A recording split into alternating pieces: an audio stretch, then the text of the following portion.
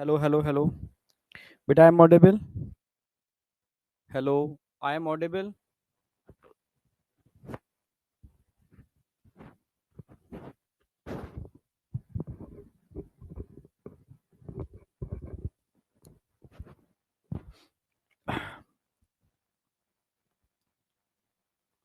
Okay, all perfect. बच्चे पहले ही बोल रहे हैं, ठीक है।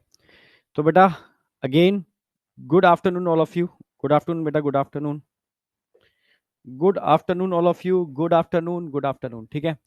तो आज लेक्चर नंबर हमारा 4 है। 3 लेक्चर हमारे कंप्लीट हो चुके हैं और आज कोशिश करेंगे कॉकरोच वाला पार्ट आपका लगभग लगभग एंड हो जाए, ठीक है। तो आज कॉकरोच और कल फ्रॉग, ठीक है। थोड़ा बहुत कॉकरोच बचेगा इसका जो रिप्रोडक्शन वाला पार्ट है शायद बच जाएगा आज, क्योंकि उसको जल्दी नहीं कराएंगे। तो कल मैं रिप्रोडक्शन वाला पार्ट लूंगा और फ्रॉग वाले पार्ट को कराऊंगा, ठीक है। ओके। आज साउंड मेरी अगेन बहुत तेज नहीं होगी। मतलब डॉक्टर ने 5 दिन बोला है कि आपको बोलना नहीं है, बट बोलूंगा मैं, पर स्लो बोलूंगा, ठीक है, क्योंकि अंदर फेरिंग्स वाले पार्ट में काफी स्वेलिंग है, ठीक है। तो साउंड अपने आप ही तेज नहीं निकलेगी। ओके, चलो। पर समझते चलना अच्छी तरीके से, ठीक है। आप समझ रहे हो, हर चीज कंसेप्चुअल हम लेके चलेंगे, धीरे धीरे चलेंगे, कंसेप्चुअल लेके चलेंगे। एक लेक्चर ज्यादा लग जाए कोई फर्क नहीं पड़ता, पर समझते हुए चलेंगे, ठीक है। चलो, तो आज पार्ट 2 है हमारे कॉकरोच का। पार्ट 1 थोड़ा सा ही था, तो आज पार्ट 2 लेके चल रहे हैं।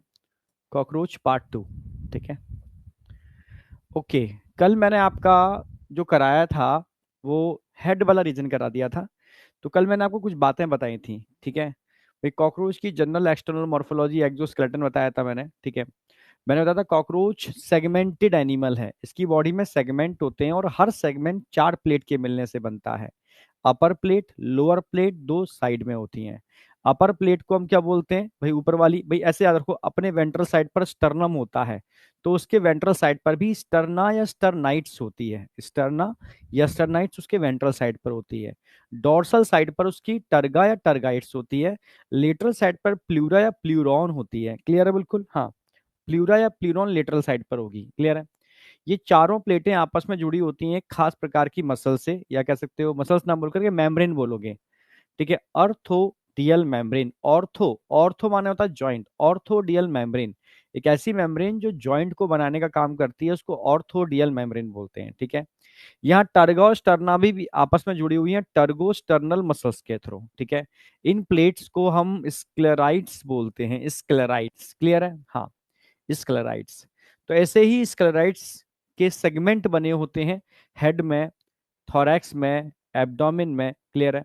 तो हेड वाले रीजन की हम बात करते हैं, तो हेड वाले रीजन में भी स्क्लेराइड्स इसके हेड को बनाते हैं। ऊपर की साइड जो है स्क्लेराइड्स होता है, उसको वर्टेक्स बोलते हैं। फ्रंट पर फ्रॉन्स होता है, नीचे क्लाइपियस होता है। लेटरल साइड में जेना होता है, जेना। क्लियर है? हाँ। अगर हम आपसे पूछें कि माउथ पार्ट किस प्लेट से कनेक्ट होते हैं, तब आप बोलोगे इसके माउथ पार्ट, ठीक है, क्लाइपियस से जुड़े होते हैं, क्लाइपियस से, ठीक है। इस तरीके क्वेश्चन पूछा जा सकता है। अगर मैं कॉकरोच की बात करूं, हेड कितने सेगमेंट के फ्यूज होने से बनता है? कॉकरोच का हेड, ठीक है, 6 सेगमेंट आपस में फ्यूज हो जाते हैं तब बनता है। यानी एम्ब्रियोनिक स्टेज में 6 सेगमेंट होते हैं और एडल्ट में 1 सेगमेंट होता है। थोरैक्स में कोई फ्यूजन नहीं होता, 3 और 3, 3 ही सेगमेंट, ठीक है, आपके एम्ब्रियोनिक स्टेज में होते हैं, 3 ही इसके एडल्ट में होते हैं। हाँ। अगर एब्डोमेन की बात की जाए तो एब्डोमेन के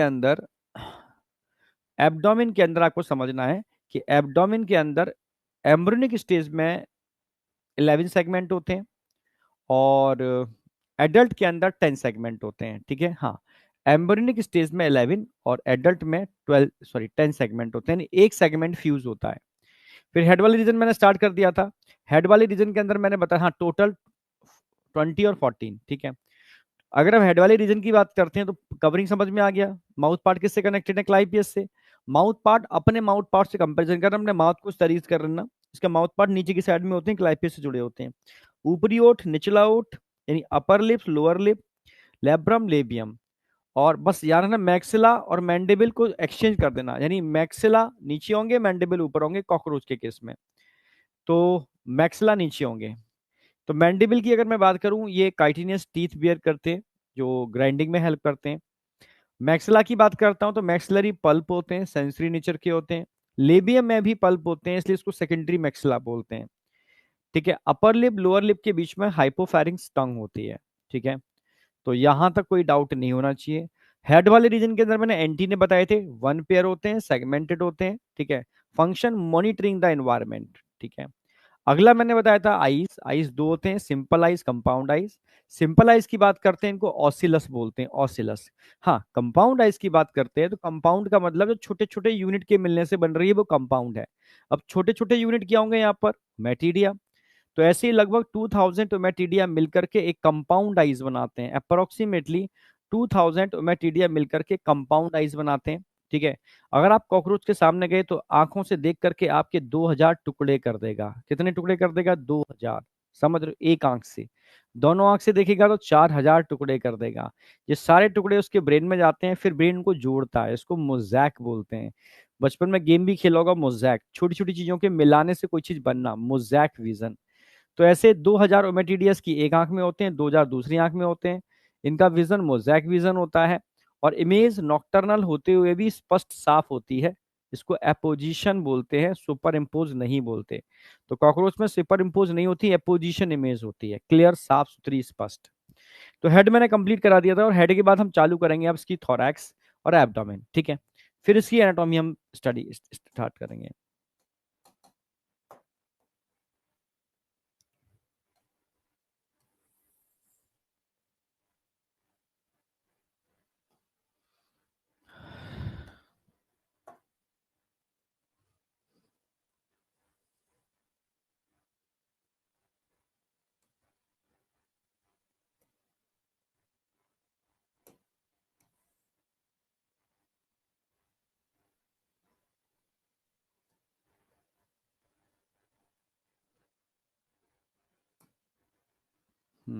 ठीक है, देखो ट्रिकली समझा रहा हूं मैं।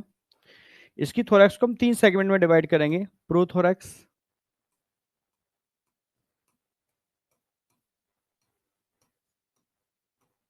मीजोथोरैक्स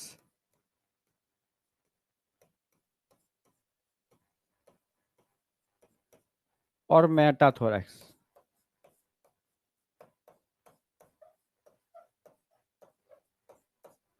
प्रोथोरैक्स, मीजोथोरैक्स और मेटाथोरैक्स, 3 पार्ट होते हैं प्रोथोरैक्स के। और प्रोथोरैक्स की कवरिंग को मैंने प्रोनोटम बताया था, कवरिंग ऑफ प्रोथोरैक्स क्या थी, प्रोनोटम।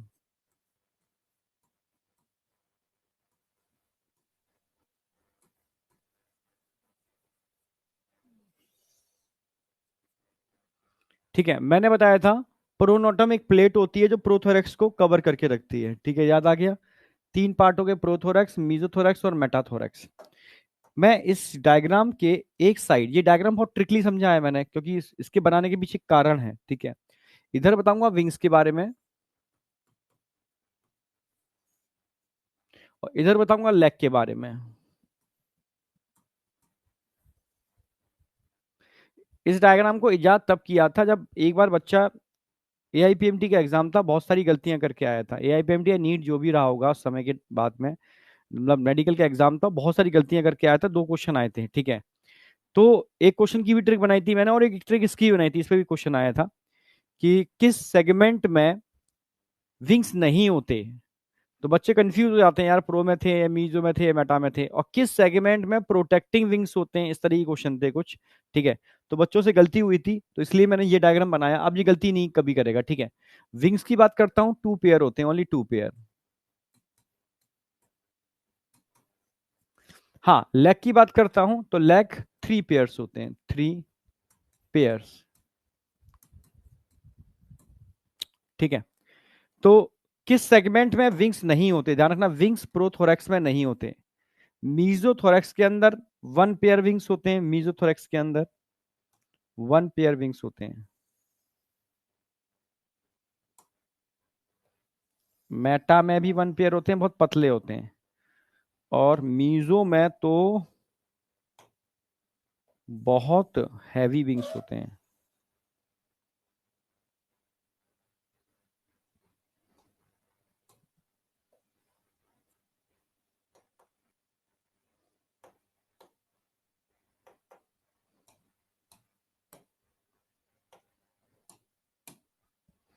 क्लियर है, 1 मीजो और 1 मेटा, समझना। यहां अगर मेटाथोरेक्स की बात करूं मैं, बहुत बड़े विंग्स होते हैं प्रोटेक्शन के लिए, ये बहुत पतले विंग्स होते हैं, फ्लाइट के लिए रिस्पॉन्सिबल होते हैं, मेम्ब्रेनस होते हैं। तो वन पेयर विंग्स में इधर विंग्स दिखाऊंगा, उधर लेग दिखाऊंगा, ठीक है। टू पेयर विंग्स होते हैं, टू पेयर्स। प्रोथोरेक्स में विंग्स नहीं होते, मीजो और मेटा, ठीक है। अब आ जाओ, सबसे पहले मैं बात करूंगा यहां पर फोर विंग्स।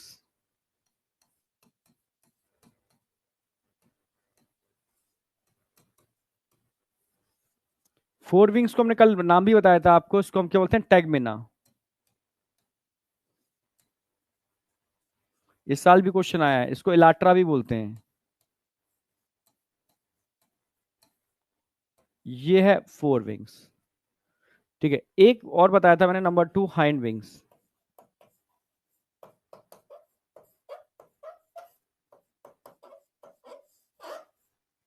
ठीक है। ये हाइंड विंग्स। अगर फोर विंग्स की बात करते हैं बेटा, समझना, ये बहुत थिक होते हैं, काइटिनियस होते हैं,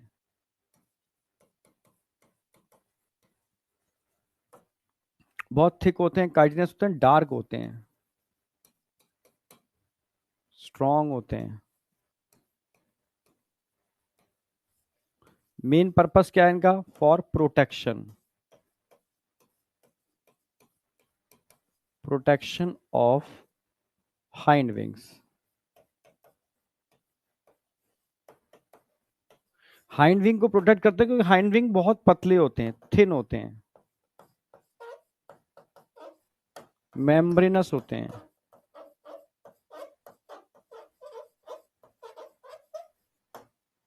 ट्रांसपेरेंट होते हैं,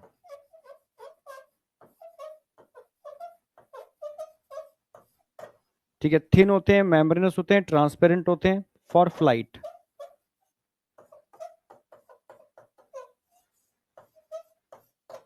उड़ने के लिए रिस्पॉन्सिबल होते हैं।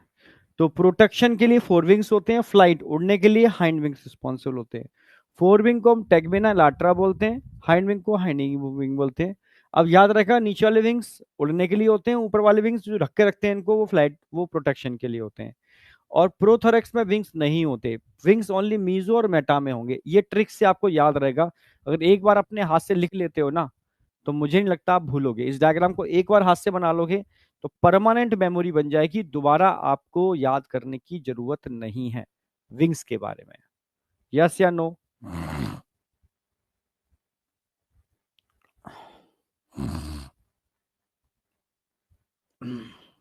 हुआ? हाँ, यस सर। चलो आगे, अब मैं लेग की बात करता हूं। देखो ऐसे याद रखो, अपने लेग याद है आपको, हमारी लेग में बोन्स होते हैं या बोन्स नहीं होते, पर हमारे जो बोन्स के नाम है उससे मैं कंपैरिजन करूंगा इसके लेग के सेगमेंट के बारे में। याद हो, हमारी पेल्विक बोन के आधे पार्ट को हम क्या बोलते हैं, कॉक्सा या कॉक्सल बोन, याद आ गया। हाफ ऑफ पेल्विक को हम कॉक्सल बोन बोलते हैं, ठीक है, हाफ ऑफ पेल्विक को हम कॉक्सल बोन बोलते हैं, ठीक है। उससे जुड़ा होता है हमारा, ठीक है, ठीक है भाई, थाई बोन, फीमर का हेड, ठीक है। और फीमर जुड़ी होती है आगे टिबिया से, और टिबिया जुड़ी होती है नीचे एंकल से, एंकल में क्या होते हैं, टार्सल, और टार्सल के बाद आगे मेटाटार्सल और फेलेंजीज होते हैं। ये अपना याद होगा आपको, ठीक है, हाँ, यस। इसी के नाम पर मैं यहाँ पर स्टार्ट करूंगा। तो यहाँ पर वन पेयर तरीके से हर सेगमेंट में वन वन पेयर लेग लगे होंगे। तो मैं एक का डायग्राम बनाऊंगा, समझना सब ऐसे ही होंगे। पहली सेगमेंट, दूसरी सेगमेंट, ये एक नया सेगमेंट है जो हमारे अंदर नहीं होता नाम। तीसरा सेगमेंट दिखा दो यहाँ पर,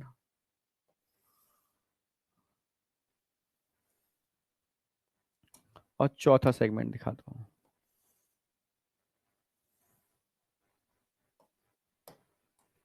और इस सेगमेंट में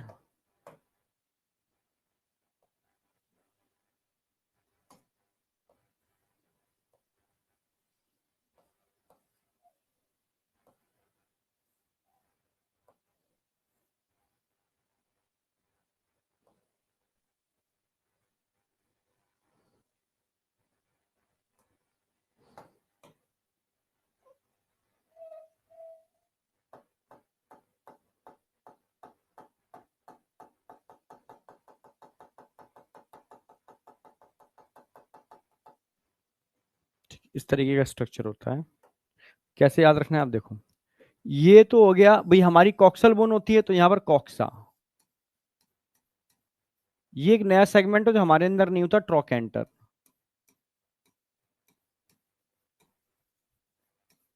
याद रहेगा, हमारी फीमर होती है तो यहां पर भी फीमर, हमारी टीबिया होती है तो यहां पर भी टीबिया, हमारे पास 8 टार्सल होते हैं तो यहां पर 5 टार्सस हैं।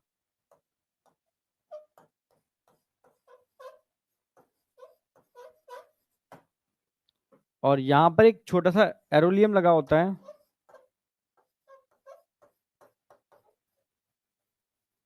जो वैक्यूम बना करके कॉकरोच को खड़ी दीवार पे चढ़ा देता है। ठीक है, तो ध्यान रखना है, टार्सस 5 होते हैं। ठीक है, अब बताओ कोई डाउट है यहाँ पर? हमारी कॉक्सल है तो यहाँ कॉक्सा, ट्रोकेंटर एक नया पार्ट है, बस ध्यान रखना। हमारे पास भी फीमर होती है, इसके पास भी फीमर, हमारे पास टीबिया होती है, इसके पास भी टीबिया, हमारे पास टार्सल होते हैं, इसके पास टार्सस हैं। ठीक है, लास्ट टार्सस जो होता है उस पर एरोलियम लगा होता है, वैक्यूम क्रिएटर। इसको खड़ी दीवार चढ़ना हो, वैक्यूम बनाना हो तो वैक्यूम बनाने में हेल्प करता है, वैक्यूम बना के चढ़ जाता है कहीं पर भी है। ठीक है, अब मुझे बताओ, ये लेग हो गए। ठीक है, 3 पेयर होते हैं, यानी 1 pair present in each segment.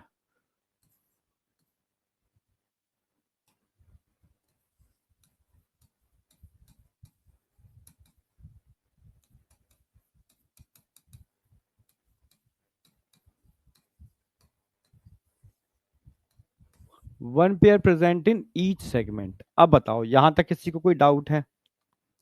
Leg और विंग से रिलेटेड कोई डाउट है तो मुझे बताओ, एकदम कंसेप्ट क्लियर होना चाहिए।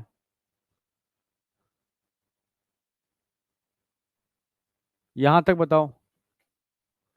प्रोनोटम एक प्लेट होती है जो प्रोथोरेक्स के ऊपर होती है, प्रोनोटम, कल मैंने डायग्राम में दिखाया भी था। एनसीईआरटी में डायग्राम दे रखा है प्रोनोटम का, ठीक है, एनसीईआरटी के कॉकरोच के डायग्राम में। No doubt. एरोलियम, एरोलियम कभी बचपन में आपने एक ऐसी बंदूक चलाई है या धनुष और बाण, ऐसे बाण जिनमें आगे एक प्लास्टिक लगी रहती थी, रबड़, जब दीवार पे मारोगे तो वहां पर क्या हो जाएगा, वो रबड़ दीवार पर चिपक जाती थी, वैक्यूम क्रिएटर होता है। ठीक है, एक तरीके से मान लो इसको, खड़ी दीवार पे चढ़ना हो, बादशाह मूवी में शाहरुख खान ने किया है। ठीक है, उसकी तरह एरोलियम को एक्टिव करता है और खड़ी दीवार पे चढ़ जाता है, क्योंकि एरोलियम एक वैक्यूम क्रिएटर है और इसकी हेल्प से ये कहीं पर भी चढ़ सकता है, समझे? Yes sir. ट्रोकेंटर छोटा सा पार्ट है, ये हड्डियां नहीं है इसकी, ध्यान रखना। ये तो मैंने अपनी हड्डियों से इसके पार्ट को याद करा दिया है, ट्रिक से। ऐसा नहीं है कि जो हड्डियां हमारे अंदर मिलती है वो हड्डियां इसके अंदर है। ठीक है, ये पहला इसका पार्ट होता है सेगमेंट, जो लेग का होता है कॉक्सा, दूसरा सेगमेंट ट्रोकेंटर, तीसरा सेगमेंट फीमर, चौथा सेगमेंट टीबिया, और पांचवें 5 सेगमेंट होते हैं टार्सस। इसको ट्रिक से मैंने याद करा दिया। टोटल 9 सेगमेंट होंगे, 5 टार्सस, 6 7 8 9, टोटल 9 सेगमेंट है। इन सेगमेंट को याद कराया है मैंने अपने सेगमेंट से कंपैरिजन करके। ठीक है, इनमें हड्डियां नहीं होती, ये सेगमेंट्स होते हैं। तो याद कराने का एक ही तरीका है कि तो तुमने अपना ह्यूमन का मैंने याद कराया था ना, उससे मैंने कंपैरिजन कर दिया, इससे आपको याद रहेगा। अच्छा कॉक्सा, अच्छा ट्रोकेंटर एक नया था, अच्छा हमारी टीबिया होती है तो उसकी भी टीबिया है, हमारे पास फीमर होती है इसके पास ही फीमर है, हमारे पास टार्सल होते हैं तो उसके पास टार्सस है। बस इतनी सी बात है। ठीक है, अपने से कंपैरिजन कराया और कुछ नहीं है। तो ये वाला पार्ट क्लियर है थोरैक्स का। अब थोरैक्स के बाद हम चलेंगे एब्डोमेन। एब्डोमेन, चलो।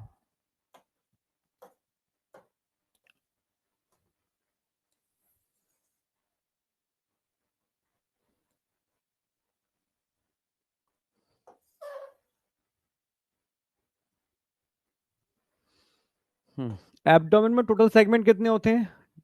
10 सेगमेंट।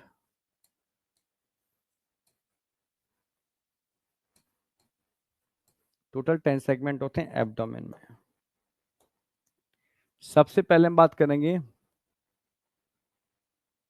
मेल की। इधर हम मेल को रिप्रेजेंट करेंगे, इधर हम फीमेल को रिप्रेजेंट करेंगे।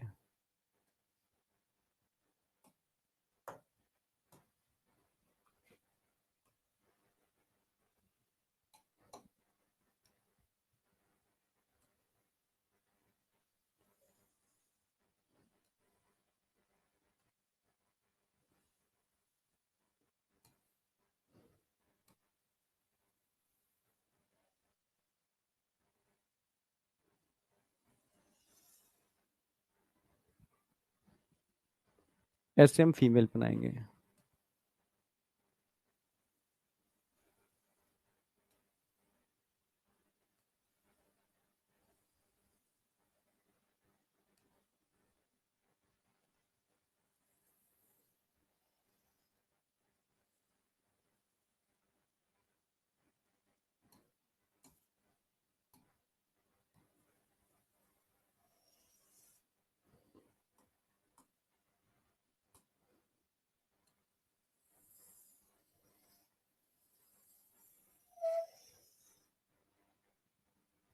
एक तरफ मेल है, एक तरफ फीमेल है, ठीक है, समझना।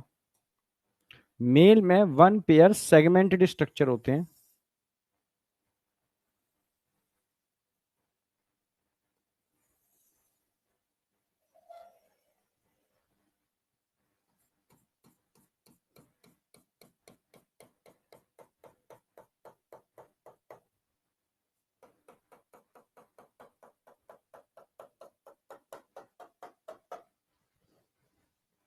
ये स्ट्रक्चर फीमेल में भी होते हैं।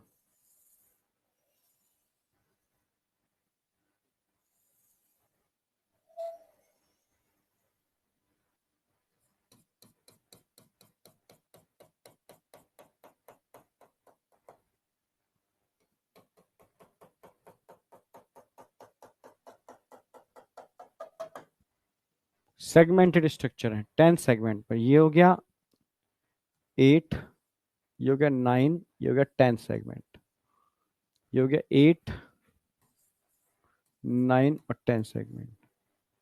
9 सेगमेंट पे अगर मैं बात करूं तो एक अलग टाइप का स्ट्रक्चर होता है 9 सेगमेंट पर।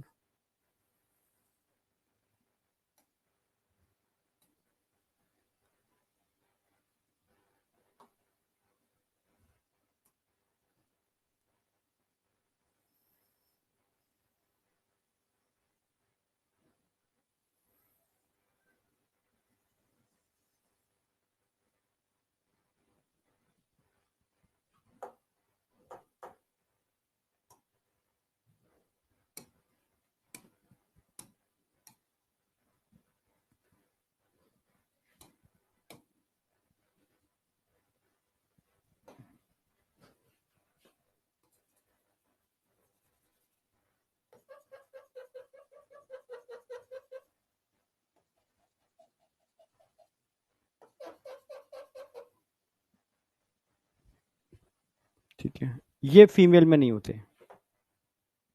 ये तो हो गए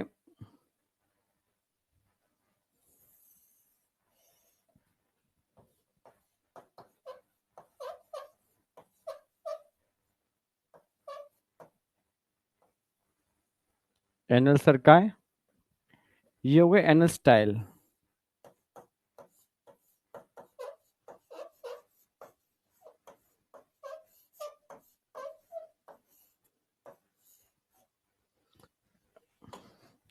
अगर मैं एनल स्टाइल की बात करता हूं, एनल सर्काई की पहले करते हैं।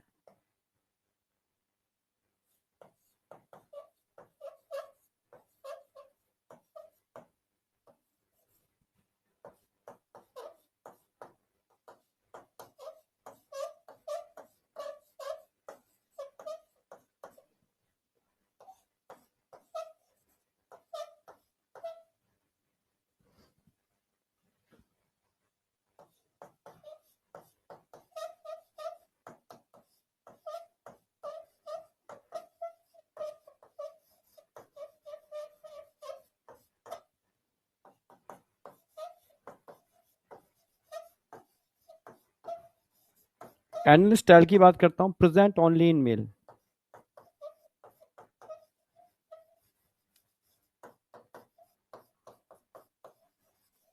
सिर्फ मेल में मिलेंगे।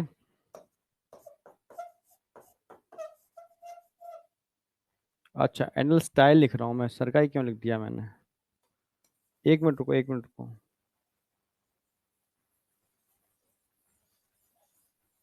देखो यहां हम बात करेंगे सिर्फ स्टाइल की, यहां हम बात करेंगे एनल सरकाई। ठीक है, मान लो ये अलग अलग पार्ट है, तो एनल स्टाइल की बात कर रहा हूं।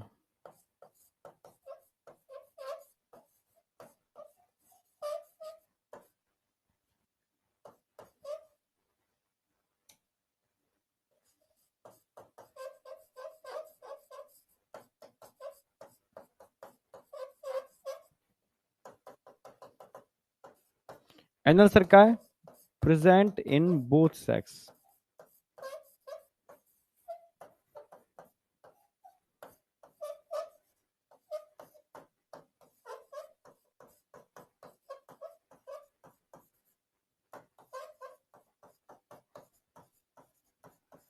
मेल और फीमेल दोनों मिलते हैं एनल सर्काई। एनल स्टाइल की बात करता हूं, वन पेयर होते हैं, one pair unsegmented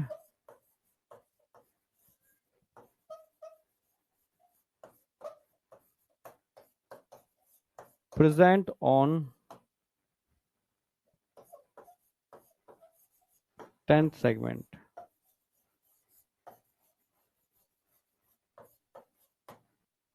Help in copulation.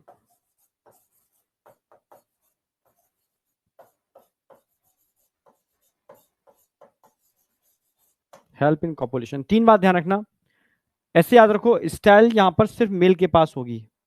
Natural condition में मान लो फीमेल के पास होती है, बट यहां पर स्टाइल सिर्फ मेल मार रहा है, ठीक है, ऐसे याद रखो। कॉकरोच की इसमें मेल स्टाइल स्टाइल रखता है, ठीक है, तो स्टाइल मेल के पास होगी, जबकि एनल सर्काई मेल और फीमेल दोनों के पास होते हैं। एनल स्टाइल की बात करते हैं, वन पेयर होते हैं, अनसेगमेंटेड होते हैं, present on ninth segment, ninth segment पर प्रेजेंट ऑन, वाले स्टाइल नाइन्थ पर होंगे भाई, present on ninth segment. One pair होते हैं, अनसेगमेंटेड होते हैं, प्रेजेंट ऑन नाइन्थ सेगमेंट, जो कॉपुलेशन में हेल्प करते हैं एक तरीके से। ये कॉपुलेशन के टाइम पर फीमेल वॉल्वा को ओपन करने का काम करते हैं, फीमेल वॉल्वा को ओपन करने का काम करते हैं बस, ठीक है, जिससे स्पर्मेथिकल पाउच को अंदर ट्रांसफर किया जा सके, ठीक है। तो anal style present only in male, one pair unsegmented present on nine segment, help in copulation. ऐसे ही एनल सर्काई की बात करूं मैं, ये भी वन पेयर होते हैं,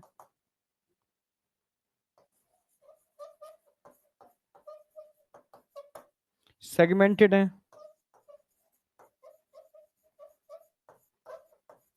present on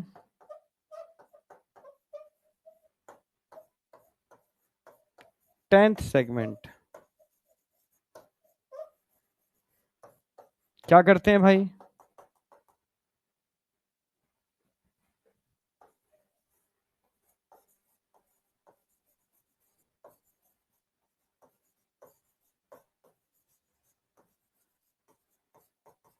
sensory receptors are present, इनके पास सेंसरी रिसेप्टर्स होते हैं, यानी जब कॉकरोच चलता है ना तो ये धरती से टच में होते हैं, धरती टच में होते हैं, तो अंदर होने वाली कोई भी साउंड, कोई भी हलचल, उसको तुरंत आइडेंटिफाई कर लेते हैं एनल सर्काई।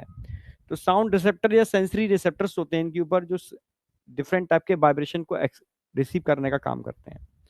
अब बताओ एब्डोमेन में किसी को कोई डाउट, एब्डोमेन के अंदर, एब्डोमेन में कोई डाउट किसी को?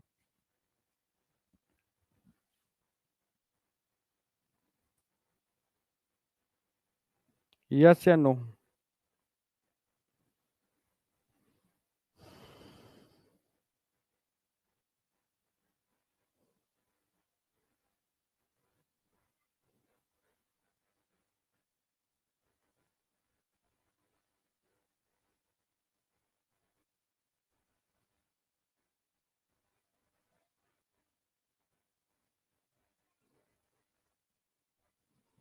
हम्म, यहां तो कोई डाउट है?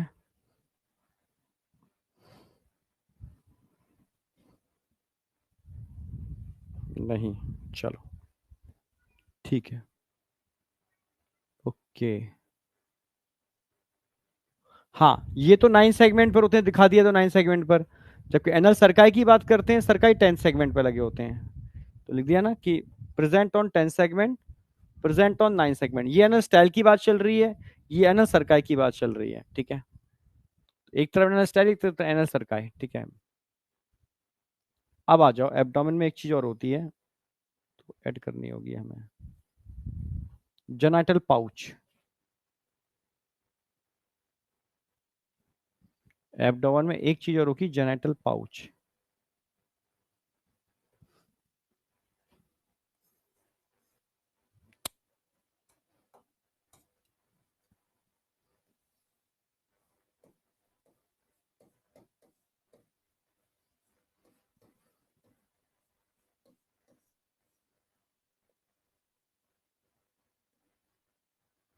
पाउच या चैम्बर?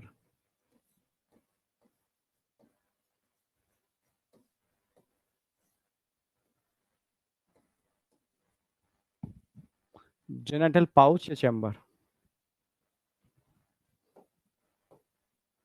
ये पाउच और चैम्बर मेल में भी होता है और फीमेल में भी होता है। एक तरफ फीमेल कर देंगे।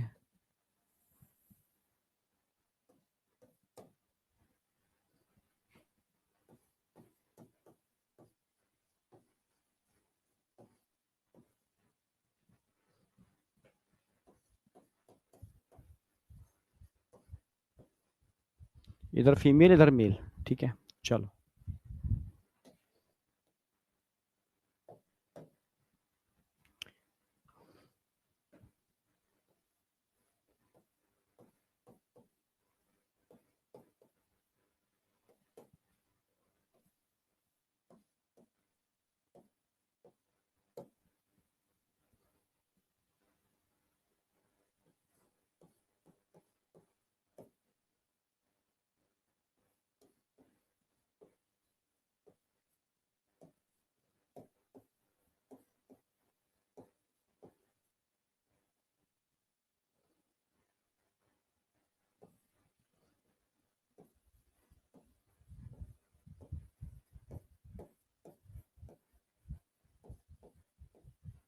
एनसीईआरटी में कुछ ऐसा दे रखा है, तो समझा रहा हूं मैं।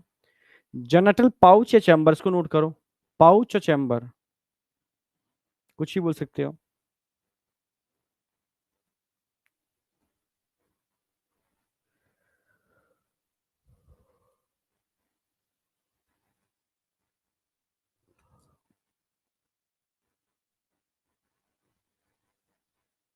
चलो देखो, मान लो ये कॉकरोच है। मान लो ये कॉकरोच है। कॉकरोच के अंदर देखो, यहाँ एक बॉक्स बना हुआ है, बॉक्स, ये बॉक्स बना हुआ है। ऐसे नीचे कॉकरोच में एक पाउच होता है, पाउच, चैम्बर, समझना। इस चैम्बर में इसके जेनेटल पार्ट होते हैं, जेनेटल पाउच पार्ट। तो मैं कहूंगा चैम्बर होगा कहाँ, डोर्सल साइड में होगा, वेंट्रल साइड में? तो आप बोलोगे सर चैम्बर तो वेंट्रल साइड में होता है। चैम्बर तो वेंट्रल साइड में होता है। और वेंट्रल साइड में कौन से प्लेट होते हैं भाई? स्टर्ना होते हैं वेंट्रल साइड में। तो फीमेल में कितने प्लेट के फ्यूजन से एक चैम्बर बनता है? सातवीं, आठवीं, नवीं, ये तीन प्लेट फ्यूज करेंगे, 7, 8, 9। जिसमें एनसीईआरटी बोलती है सेवेंथ नंबर की जो प्लेट है ना, ये लार्ज होती है, प्लस बोट शेप होती है। लार्ज होती है, बोट शेप होती है, समझ रहे हो? सेवेंथ नंबर की जो स्टर्ना होती है वो लार्ज होती है और बोट शेप होती है। हाँ, सेवेंथ नंबर की जो स्टर्ना होती है वो लार्ज होती है, बड़ी, और बोट नौकाकार होती है, बोट शेप। ठीक है, समझ रहे हो? हाँ, तो ये ध्यान रखना है आपको। तो अभी चैम्बर बनता कैसे है समझना, इसके भी दो पार्ट होते हैं। एक एंटीरियर होगा, पोस्टीरियर होगा, समझाऊंगा इसको प्रॉपर तरीके से।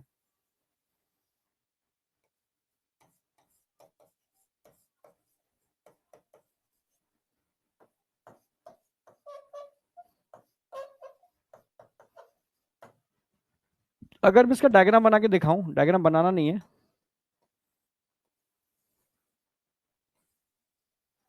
कुछ ऐसा चैम्बर होता है फीमेल का, ऐसा चैम्बर। इसका ये एंटीरियर वाला पार्ट हो गया, तो ये पोस्टीरियर पार्ट हो गया। एंटीरियर वाले पार्ट पर क्या क्या नजर आ रहा है? यहां से फीमेल गोनोपोर की डक आती है। इसी में स्पर्मेथिका की ओपनिंग भी लगी होती है, स्पर्मेथिका एक ग्लैंड होती है, उसकी ओपनिंग भी यहाँ पर होती है। यहाँ पर दो कोलेटरल ग्लैंड्स होती हैं, उनकी ओपनिंग भी यहीं खुलती है। तो एंटीरियर वाले पार्ट पर एक तो फीमेल जेनाइटल पोर, फीमेल जेनाइटल पोर, तो एंट्री वाले पार्ट पर फीमेल जेनाइटल पोर होता है। इसके अलावा यहाँ पर स्पर्मेथिका होती है, यहाँ पर कोलेटरल ग्लैंड की ओपनिंग भी होती है। तो तीन चीजें देखने को मिलेंगी यहाँ पर।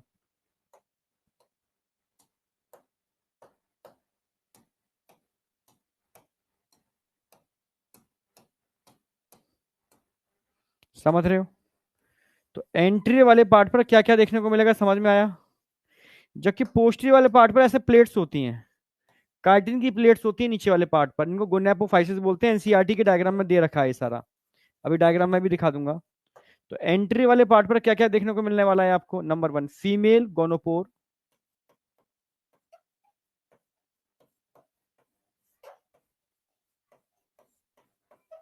यानी जनरल पोर। दूसरा opening of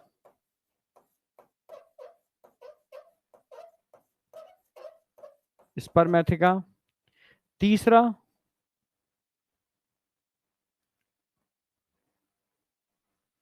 opening of collateral gland.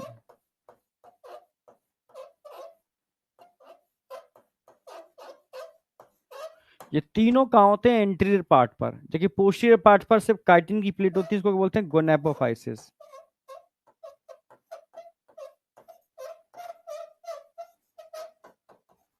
अब देखो, इसको मैं दिखाता भी हूँ डायग्राम के अंदर तो और अच्छे समझ में आएगा। फीमेल जेनिटल पोर, अगर फीमेल जेनिटल पोर की बात करता हूँ, ये है चैम्बर या पाउच, पोर कह रहा हूँ, ठीक है पाउच। इसमें ये एंटीरियर वाला पार्ट हो गया, नीचे पोस्टीरियर हो गया। एंट्री वाले पार्ट पर देखोगे, यहाँ पर वजाइना की ओपनिंग फीमेल गोनोपोर भी होती है, स्पर्मेथिका की ओपनिंग भी होती है, कोलेटरल ग्लैंड की ओपनिंग भी होती है। कार्टिन की प्लेट्स होती हैं, इनको गोनेपोफाइसिस बोलते हैं। ये कहाँ होते हैं? पोस्टीरियर एंड पर, ठीक है। ऐसे ही मेल के अंदर आपको समझाऊंगा, फिर मेल का डायग्राम लेकर के आता हूं। मेल के अंदर ये चीज समझ में नहीं आती, सर यहाँ आपने दो साइड क्यों ली, टर्गा और स्टर्ना? इसलिए ली बेटा मैंने, समझो। ऊपर दो प्लेट फ्यूज होती हैं, 9th और 10th।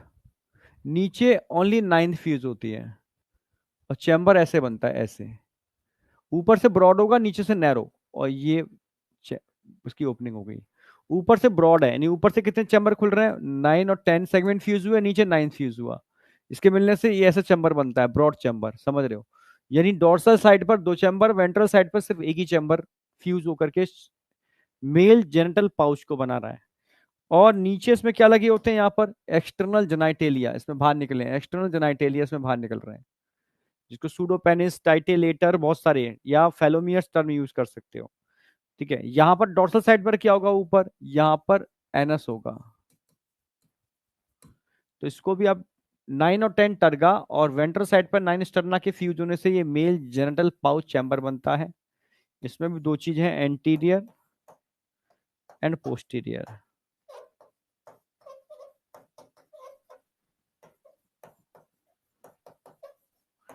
एंटीरियर वाले पार्ट पर हमें क्या क्या देखने को मिल रहा है? ऊपर एनस। पोस्टीरियर वाले पार्ट पर क्या देखने को मिल रहा है? एक्सटर्नल जेनाइटेलिया,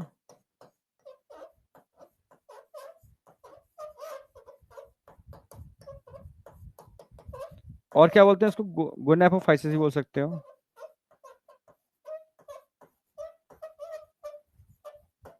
काइटिनियस, काइटिन पेट बोल सकते हो, ठीक है। जिसको हम एक नाम भी जानते हैं, इसको नाम से कहते हैं हम, ठीक है, फेलोमियर्स।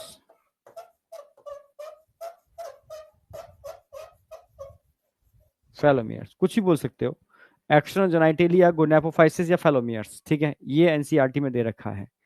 तो ये मेल जेनिटल पाउच और फीमेल जेनिटल पाउच में कोई डाउट है?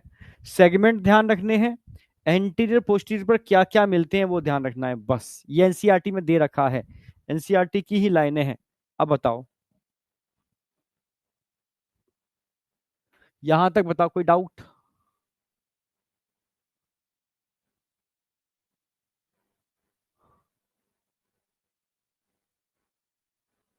फेलोमियर्स लिखा हुआ है, फेलोमियर्स या गोनेपोफाइसिस। एक तरफ गोनेपोफाइसिस लिखा है मैंने, और एक तरफ फेलोमियर्स, no doubt, diamond clear.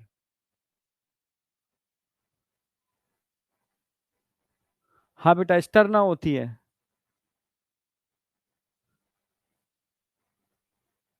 Yes.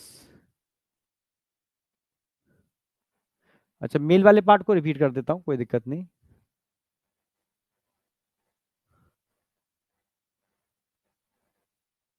लिखने का टाइम दे रहा हूं बेटा, लिखो, कोई दिक्कत नहीं है। लिखो लिखो, कोई दिक्कत नहीं है। लिखो, कोई दिक्कत नहीं है।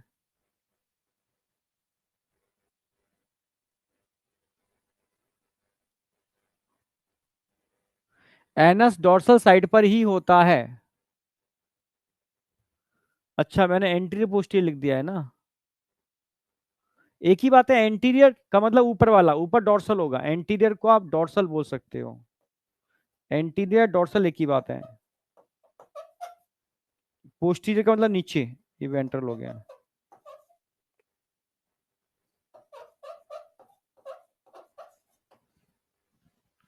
एंटीरियर मतलब डोर्सल, ऊपर वाला एंटीरियर हो गया, नीचे पोस्टीरियर हो गया।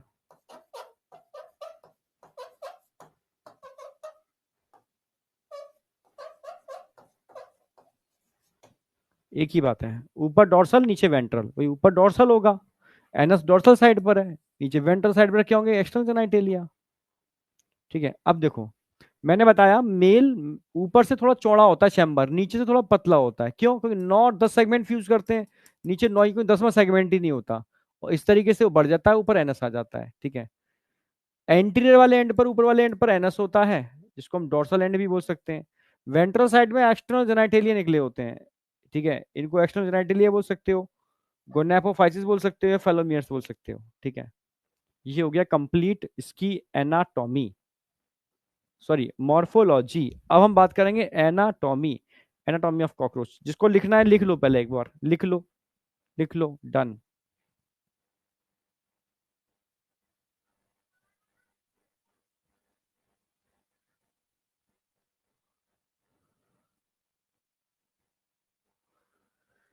देखो तुम बस कंटेंट को समझो, ठीक है, मुझे मत देखो आज की डेट में, क्योंकि 2 4 दिन 5 दिन, कि जिस,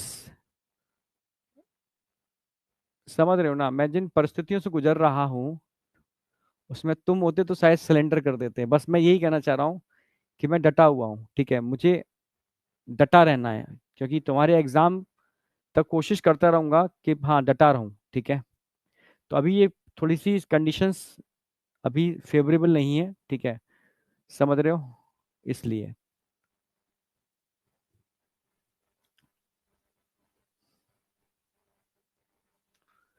ठीक है, कभी कभी इंसान जब उसकी, समझ रहे हो ना, जब परिस्थितियां उसके विपरीत दिशा में चलती हैं,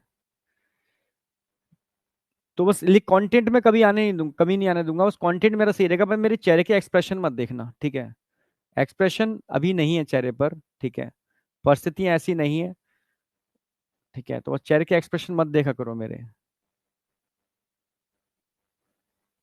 हाँ, क्वेश्चन सीट मिल जाएगी बेटा, अभी कुछ दिनों तक मेरे चेहरे के एक्सप्रेशन मत देखो। ठीक है, एक बार मैं रिकवर कर जाऊं हर चीज से मेंटली, फिर मैं ठीक हो जाऊंगा, को टेंशन मत करो, बस तुम कंटेंट देखो, कंटेंट में मैं कभी कमी नहीं आने दूंगा किसी भी स्थिति में। अगर कंटेंट में कमी आना चालू हो जाएगी, मैं पढ़ाना बंद कर दूंगा, बस सीधी सी बात। ठीक है, मैं पढ़ाऊंगा ही नहीं, कंटेंट मेरा अगर कमी मुझे नजर आएगी तो मैं पढ़ाऊंगा ही नहीं।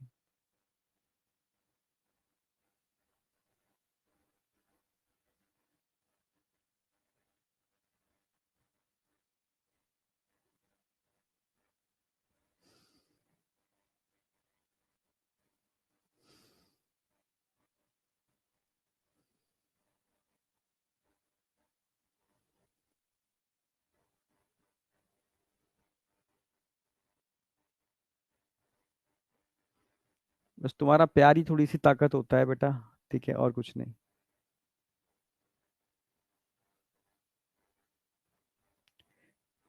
चलो, यहां तक कोई डाउट नहीं है।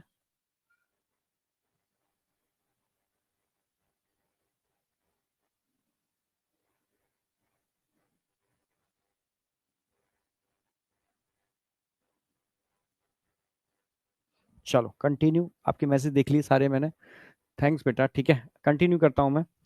अब हम इसका नया टॉपिक पर एंटर कर रहे हैं हम लोग, एनाटॉमी ऑफ कॉकरोच। एनाटॉमी के अंदर मैं सारे सिस्टम की बात करूंगा, डाइजेस्टिव सिस्टम, रेस्पिरेटरी सिस्टम, ठीक है, circulatory system, nervous system, reproductive system, ठीक है, एक्सक्रीटरी सिस्टम ऑल्सो। तो पहले मैं इसकी एलिमेंट्री केनाल की बात करूंगा, डाइजेस्टिव सिस्टम की बात करूंगा, और उसकी एलिमेंट्री केनाल को हम 3 पार्ट में डिवाइड करेंगे, ठीक है। भाई हमारी एलिमेंट्री केनाल को भी तो 3 पार्ट में डिवाइड किया हमने। जो अपर पार्ट है, ऊपर का पार्ट है, इसको फोरगट बोलते हैं। मैक्सिमम मिडिल पार्ट है, उसको हम मिडगट बोलते हैं। और लास्ट में जो एनल कैनाल है, उसको हाइंडगट बोलते हैं। और हमारे केस में, मैं अपनी केस में बात कर रहा हूँ, हमारी फोर गट है, उसका ओरिजिन एक्टोटर्मल होता है। हाइंड गट है जो एनल कैनाल, उसका ओरिजिन भी एक्टोटर्मल होता है। जो मैक्सिमम मिडिल पार्ट है, मिड गट, उसका ओरिजिन ध्यान रखना है आपको, एंडोडर्मल होता है। सेम इसके केस में भी ऐसा ही होगा, ठीक है। तो कुछ अलग चीज नहीं है। तभी तो मैं अपने से कंपेरिजन इसलिए करता हूं कि आपको याद रहे, ठीक है। तो इसकी गट को भी हम 3 पार्ट में डिवाइड कर सकते हैं। फोर गट,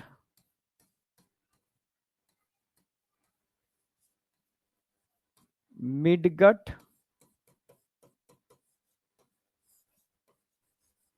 और हाइंड गट।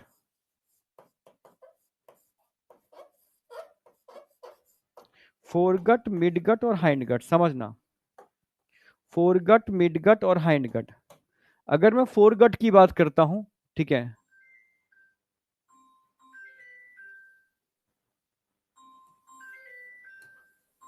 इन सबके 3 3 पॉइंट्स मैं बताऊंगा।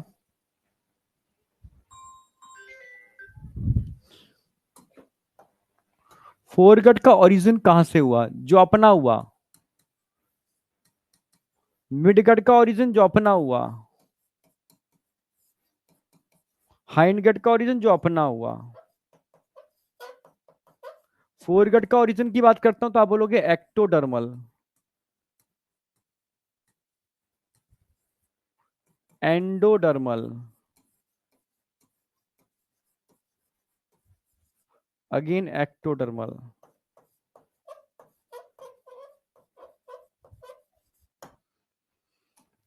ठीक है। एज एक दूसरी बात, क्वेश्चन आता है क्यूटिकल के ऊपर। क्यूटिकल एक लेयर होती है, समझाता हूं अभी।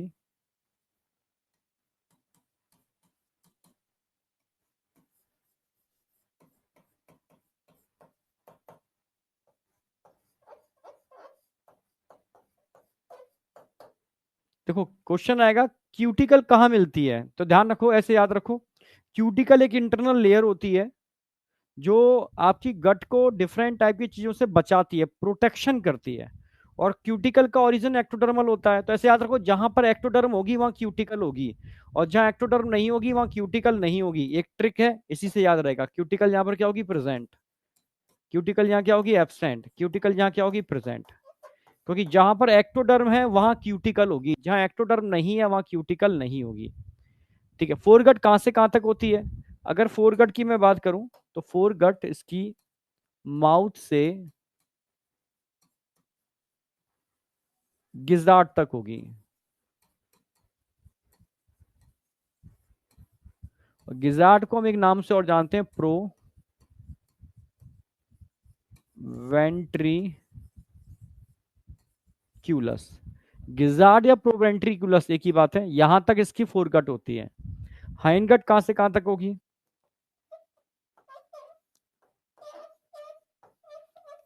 इलियम से लेकर के rectum.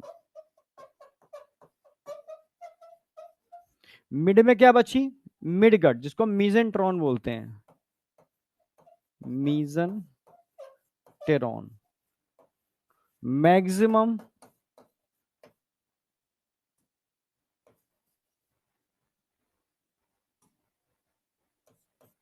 Maximum digestion and absorption इसका मिड गट में ही होता है, ठीक है। Foregut, midgut, hindgut. तो फोरगट एक्टोडर्मल, एंडोडर्मल, एक्टोडर्मल। जहां एक्टो है वहां क्यूटिकल होगी, एक्टो नहीं है क्यूटिकल नहीं होगी। माउस से गिजार्ड था, इसको प्रोवेंट्रिकुलस बोलते हैं। मीजेंट्रॉन मैक्सिमम डाइजेशन एब्जॉर्प्शन करती है, मिडगट को मीजेंट्रॉन बोलते हैं। हाइंडगट इलियम से लेकर के रेक्टम तक होती है। ये सारे क्वेश्चन आपके मात्र एक्सटर्नल चीजों से बन जाएंगे जो आपको याद हो गए होंगे। अब मैं एक एक चीज एक्सप्लेन करूंगा एनसीईआरटी के डायग्राम के हिसाब से, प्रॉपर तरीके से। तो यहां तक लिख लो पहले एक बार, फिर मैं आगे बढ़ता हूं। यहां तक नोट करो।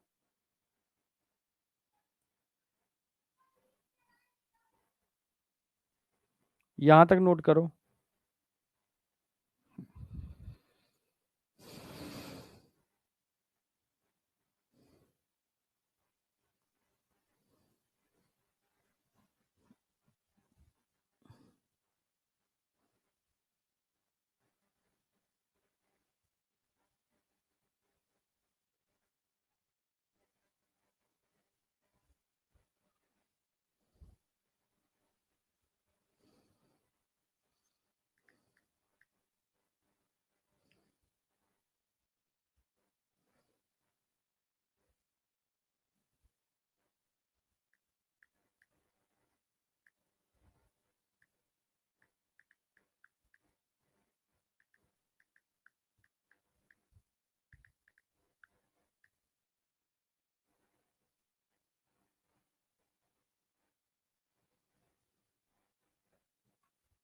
हो गया?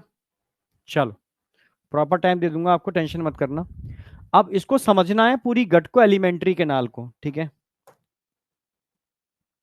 फेरिंग से ऊपर क्या होगा? यहां पर माउथ,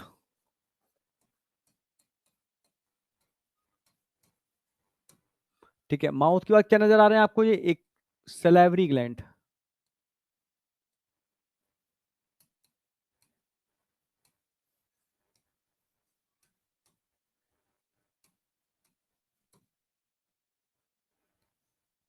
सलेवरी ग्लैंड की बात करता हूं, वन पेयर होते हैं, ध्यान रखना, वन पेयर,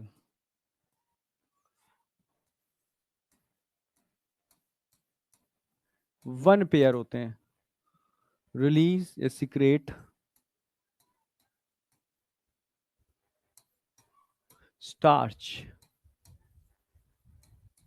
डाइजेस्टिव एंजाइम,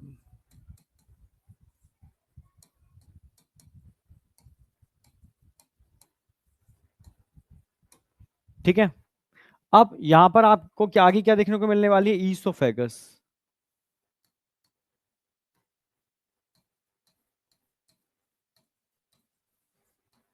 जो आगे जाकर के एक बड़ा स्ट्रक्चर बनाएगी, इसको क्या बोलेंगे? क्रॉप। ईसोफेगस आगे जाके क्या बनाती है? क्रॉप, समझना। और क्रॉप खुलता है अगेन एक स्ट्रक्चर। क्रॉप का काम क्या होता है? Storage and digestion of food. Crop में क्या होता है? फूड स्टोर होता है, storage and digestion of food.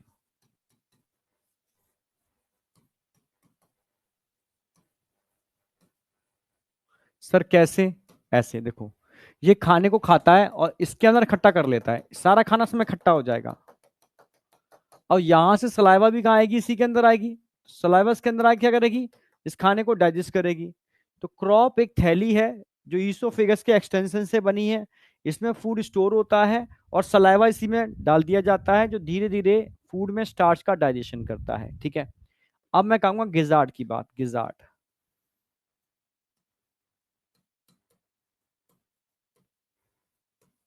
Gizzard को हम एक नाम से और जानते हैं, प्रो वेंट्रिक्यूलस। अगर मैं प्रोवेंट्रिकुलस की बात करता हूं, प्रोवेंट्रिकुलस की बात करता हूं, तो इसके अंदर 6 काइटिन के टीथ होते हैं।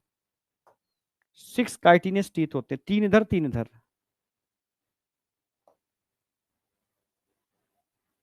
6 काइटिनस टीथ होते हैं।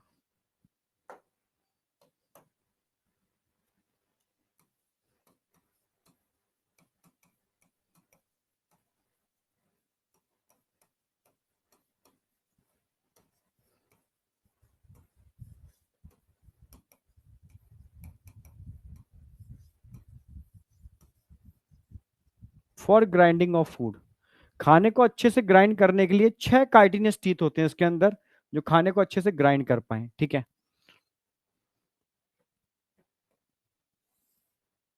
स्ट्रक्चर नजर आ रहे हैं आपको? ये इनको बोलते हैं हेपेटिक सीके, हेपेटिक सीका, या गैस्ट्रिक सीकरा भी बोल सकते हो, गैस्ट्रिक सीका। क्या करते हैं हेपेटिक सीके, गैस्ट्रिक सीके? कितने होते हैं? ध्यान रखो, ये लगभग 6 से 8 तक होते हैं।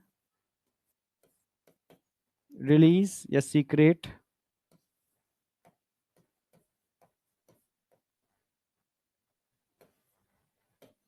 Fat, protein and carbohydrate digestive enzyme.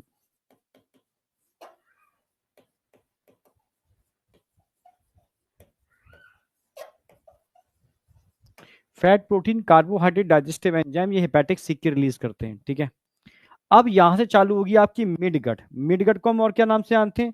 मीजेंटरॉन। Midgut या मीजेंट्रॉन एक ही बात है। मिडगट या मीजेंट्रॉन एक ही बात है।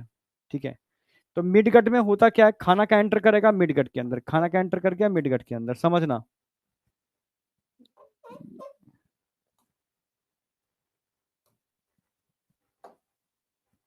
खाना का एंटर करा मिडगट के अंदर, जैसे ही फूड मिडगट में आएगा, क्योंकि मिडगट के अंदर क्यूटिकल नहीं है, मिडगट में क्यूटिकल नहीं है, तो आखिर मिडगट को प्रोटेक्ट कौन करेगा? समझना। किसकी पोजीशन पूछ रहा है बेटा? उन्नति, सॉरी बेटी। ठीक है, उन्नति भाई किसकी पोजीशन पूछ रही हो बेटा? पोजीशन बताता हूँ, हाँ अच्छा इसकी पोजीशन, ठीक है। चलो इसकी पोजीशन भी लिखा देते हैं, एनसीईआरटी में दे रखी है। हेपेटिक सीके की पोजीशन दे रखी है एनसीईआरटी ने। कहाँ होते हैं हेपेटिक सीके? देखो ये तो फोरगट है, ये मिडगट आ गई, तो फोरगट मिडगट के जंक्शन पर होते हैं हेपेटिक टीके caeca. Present at the junction of foregut and hindgut. Foregut और हाइंडगट के जंक्शन पर मिलेगी आपको हेपेटिक सीके। फोरगट हाइंडगट के जंक्शन पर देखने को मिलेंगे आपको hepatic caeca. Present at the junction of foregut and hindgut, hepatic caeca. Clear है? हाँ, फोरगट और हाइंडगट के जंक्शन पर, बिल्कुल जंक्शन पर। ठीक है, अब आ जाओ। जैसे ही फूड एंटर करता है मिडगट के अंदर, मीजेंट्रॉन के अंदर, तो यहां पर क्यूटिकल नहीं है, तो क्यूटिकल से बचाने के लिए मिडगट की वॉल एक लेयर बनाती है, फूड के अराउंड एक लेयर बनाती है, इसको पेरिट्रॉफिक मेम्ब्रेन बोलते हैं। पेरिट्रॉफिक membrane,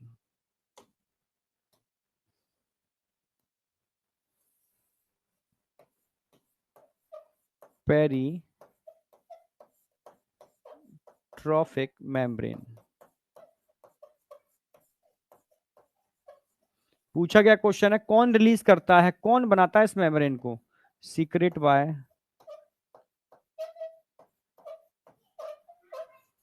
wall of midgut. Midgut की वॉल ही इसको बनाती है, ये परमेबल होती है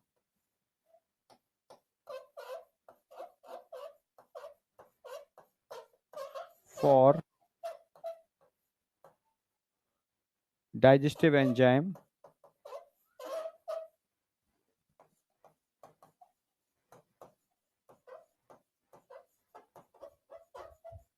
एंड डाइजेस्टिव फूड।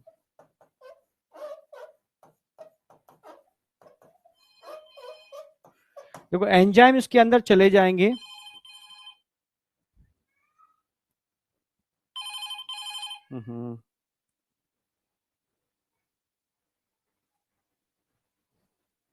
चलो हो गया।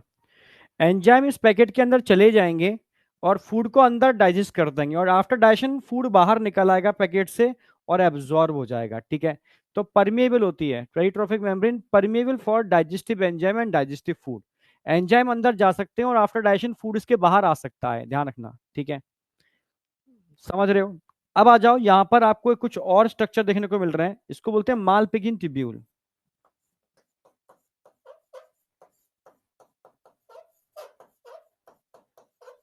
मालपिगिन ट्यूब्यूल। अगर मेल्पिगिन ट्यूब्यूल्स की बात करता हूं, कितने होते हैं बताए थे मैंने बेटा अभी? वैसे ये लगभग 100 से 150 तक होते हैं। मालपिगिन ट्यूब्यूल 100 से 150 तक होते हैं। मेन काम क्या होता है इनका? Excretion, for excretion.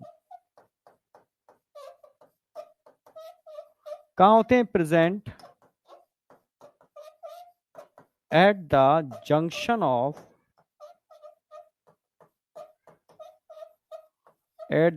ऑफ कहां पर होंगे? Eight the junction of midgut and hindgut.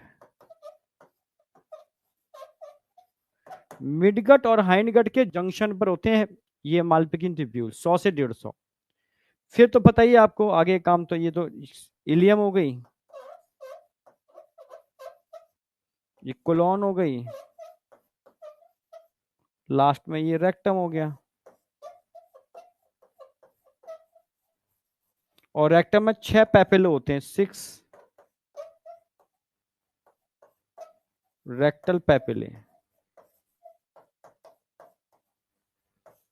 किसके लिए? फॉर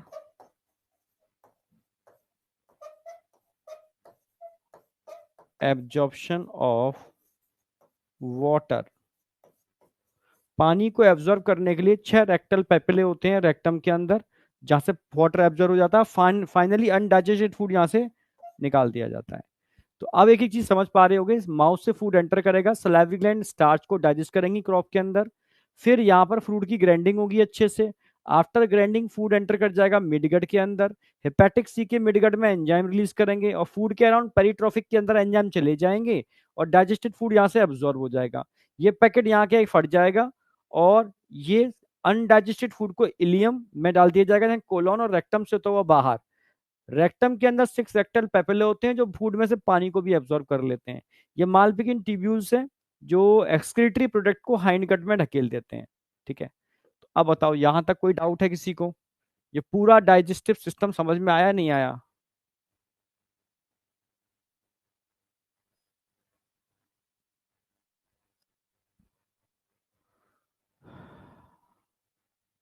एंटीरियर मतलब होता है आगे, अलग अलग चीजें होती हैं, समझो मेरी बात। जिस साइड माउथ होता है वो वेंट्रल साइड होती है, जिस साइड माउथ होता है वो वेंट्रल साइड होती है, उसकी अपोजिट को डोर्सल बोलते हैं। जो आगे वाला पार्ट है, ऊपर वाला पार्ट है वो एंटीरियर, तो नीचे वाला पार्ट क्या होगा? पोस्टीरियर। तो एंटीरियर पोस्टीरियर अलग होता है, वेंट्रल डोर्सल अलग होता है। ठीक है, समझे? वेंट्रल डोर्सल अलग होगा, एंटीरियर पोस्टीरियर अलग होगा। तो आप कह सकते हो, ठीक है, ऊपर वाला पार्ट एंटीरियर तो नीचे वाला क्या होगा? पोस्टीरियर। तो एंटीरियर वाले पार्ट को कॉकरोच के हिसाब से ऊपर क्या हो गया? डोर्सल, नीचे क्या हो गया? वेंट्रल, कॉकरोच के हिसाब से। हाँ, फिगर बनानी है, एनसीईआरटी से फिगर बनानी है, क्योंकि एनसीईआरटी के फिगर को ही समझाना है मुझे। पहले मैं सारे फिगर खुद बनाता था, फिर जब से एनसीईआरटी ने कंपलसरी कर दिया कि एनसीईआरटी के ही फिगर आएंगे, बाहर के फिगर रिस्ट्रिक्टेड हो गए, तब से फिर मैंने एनसीईआरटी के फिगर की प्रैक्टिस करानी चालू कर दी है। एनसीईआरटी के सेम फिगर अगर मैं बनाऊंगा तो वो टाइम किल होगा, तो हमारा कोई मतलब का नहीं है। उतने में एक चीज में और बेटर करा दूंगा। हेपेटिक सिक्के, हेपेटिक सिक्के कहाँ होते हैं? हेपेटिक सिक्के लिख दिए, present at the junction of foregut और मिडगट होगा, हाइंडगट नहीं है, फोरगट और मिडगट, हाइंडगट लिख गया, अच्छा। हेपेटिक सिक्के फोरगट और मिडगट के जंक्शन पर होंगे। ये मिडगट है ना भाई, सेंटर मिडगट आ गई, फोरगट आ गई, फोरगट और मिडगट के जंक्शन पर।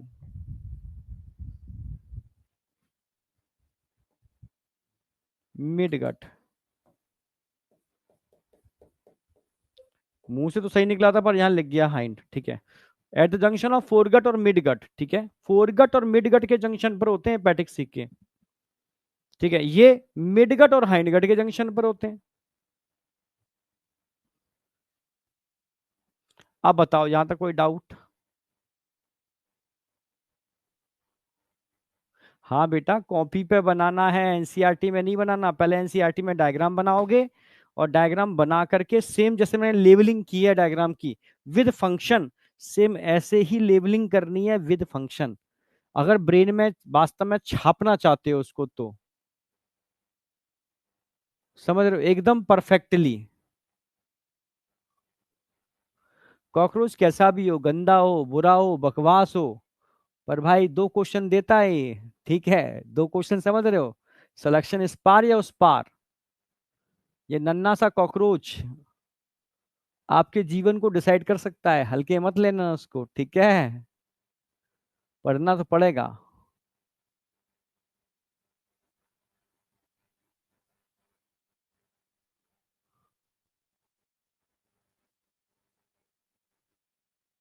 हेपेटिक सी के मैक्सिमम 8 तक हो सकते हैं, 7 से 8 या 6 से 8।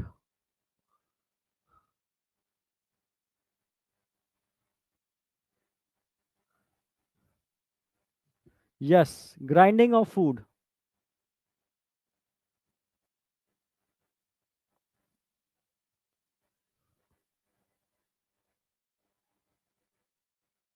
यहां तक बताओ, कोई डाउट है?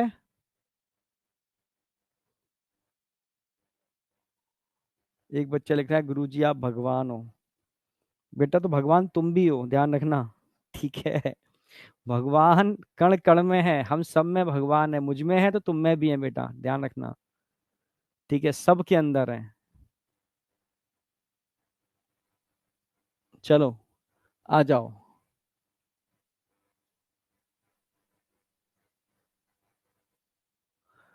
मालपिकिन टिब्यूल्स अलग होते हैं और मालपिकिन बॉडी अलग होते हैं, समझ रहे हो? मालपिकिन बॉडी अलग होते हैं, जो मैं बताऊंगा आगे।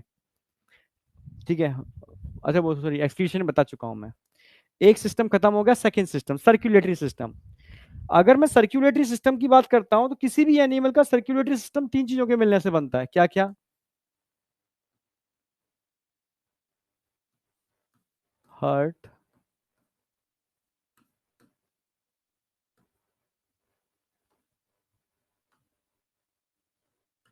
ब्लड,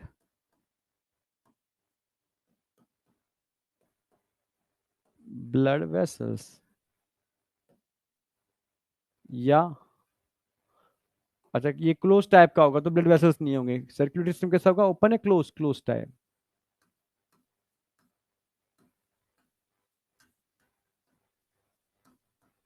और किसी का भी सर्कुलेटरी में अगर क्लोज टाइप का होगा तो वहां पर ब्लड साइनस देखने को मिलेंगे, साइनस। इसको बोलते हैं हीमोसील, हीमोसील।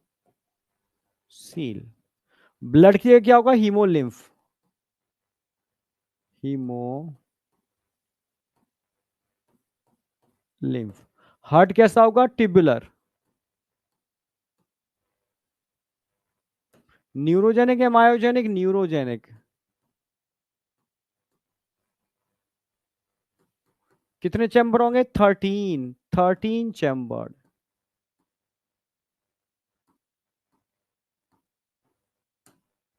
हीमोलिम्फ में क्या होगा, एनसीईआरटी लिखती है हीमोलिम्फ के अंदर नहीं, ब्लड में दो चीजें होती हैं, एक तो प्लाज्मा, एक हेमाटोसाइट्स,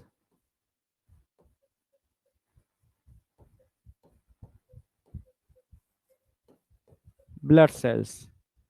हीमोसील या साइनस कुछ भी कर सकते हो, ठीक है।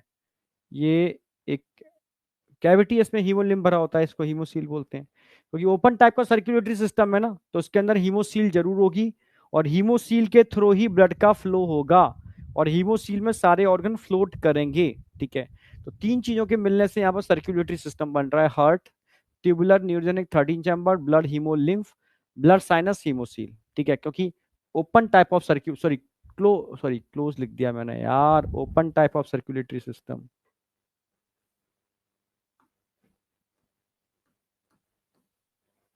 ओपन टाइप, ओपन टाइप के अंदर क्या होता है, haemocoel present in open circulatory system.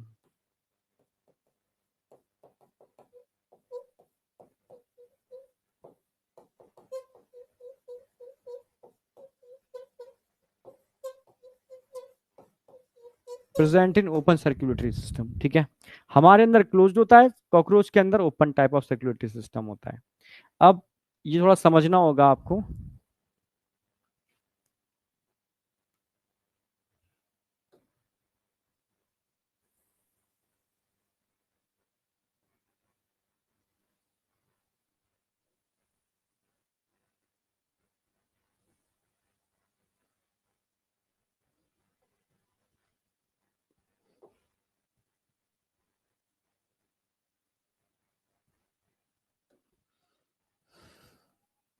ये नेक हो गई,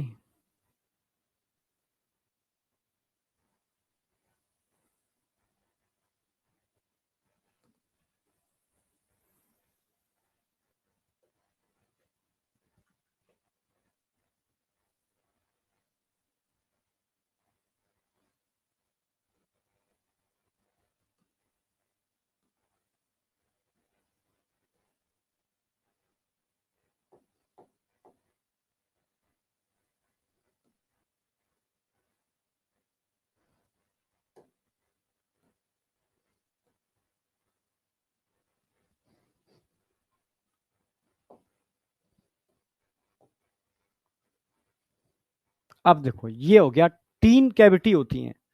एक कैविटी इसमें हार्ट होता है, पेरिकार्डियल, जिसमें ऑर्गन होते हैं, पेरिविसरल, और एक होती है पेरीन्यूरल जिसमें नर्व कॉर्ड होती है। पर कैविटी के नाम याद करो ना करो कोई फर्क नहीं पड़ता। यहां पर होगा हार्ट 13 चैम्बर, एक चैम्बर, दो चैम्बर, 3, 4, 5, 6, 7, 8, 9, 10, 11, 12 और 13 चैम्बर हार्ट होता है। इसमें इसका डोर्सल एओर्टा होता है। ये क्या होता है? Dorsal aorta. डोर्सल हमारा, हम अपने लिए डोर्सल बोलेंगे, इसके लिए एंटीरियर के आगे होगा ना, एंटीरियर एओर्टा। ये एंटीरियर हो गया तो पीछे पोस्टीरियर हो गया, ऊपर डोर्सल हो गया, ये पोस्टीरियर हो गया, ऊपर डोर्सल हो गया तो नीचे वेंट्रल हो गया। ठीक है, अब समझ में आएगा। ये हार्ट जहां जहां जुड़ते हैं ना, यहाँ पर हर चैम्बर में, यहाँ पर क्या होंगे, यहाँ पर दो जंक्शन पर छोटी छोटी ओपनिंग, इनको क्या बोलते हैं? ऑस्टिया। 13 चैम्बर है तो ऑस्टिया कितने होंगे? 12 पेयर। ऑस्टिया कितने होंगे? 12 पेयर। तो ये क्या है? ऑस्टिया।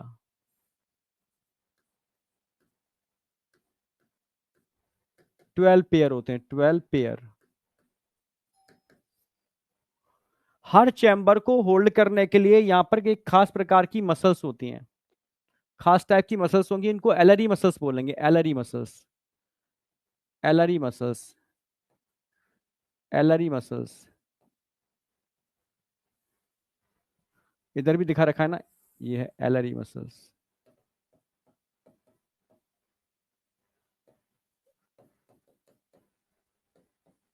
ये भी 12 पेयर होती हैं। अगर मैं हार्ट की बात करूं, हार्ट कहाँ होता है? डोर्सल साइड में, और ऊपर से देखोगे तो क्या होगा? मिड में होता है। तो हार्ट की पोजीशन क्या हो गई? हार्ट मिड डोर्सल पोजीशन होगी, पोजीशन ऑफ हार्ट। पोजीशन क्या होगी? पोजीशन डोर्सल साइड में होता है और बिल्कुल मिडिल में होता है, तो क्या बोलोगे? Mid dorsal position, mid dorsal heart. Mid dorsal position होती है हार्ट की। तो नीचे क्या होगा? नीचे नर्व कॉर्ड होगी, इसमें एक गैंग्लिया, दो गैंग्लिया, तीन तो थोरैक्स में होते हैं, एक, दो, तीन, चार, पांच, छह एब्डोमेन में होते हैं। टोटल 9 गैंग्लिया होते हैं, टोटल 9 गैंग्लिया होते हैं इसके अंदर। आप समझ रहे हो? हम्म।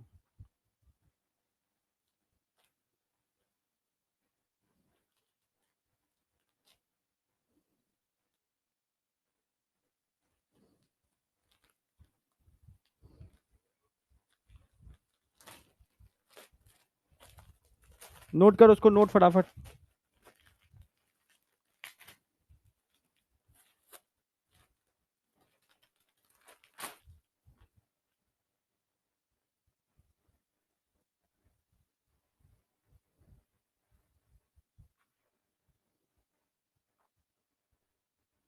चलो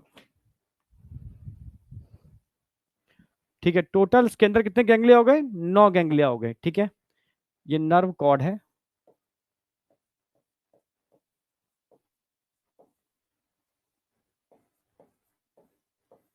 और यहां पर ऑर्गन होते हैं, ऑर्गन,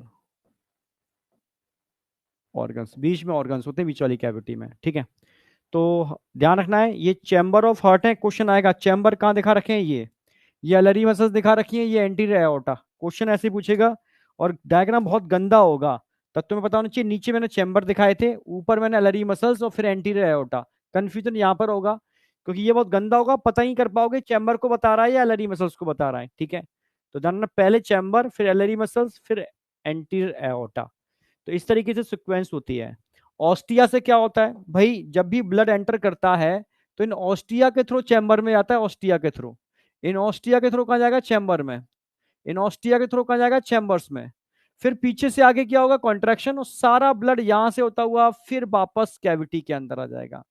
तो ब्लड ऑस्टिया के थ्रू सारे चैम्बर को भरता है, फिर चैम्बर पीछे से कॉन्ट्रैक्ट करते हैं तो एओर्टा से होता हुआ वापस जहां था वहीं आ गया।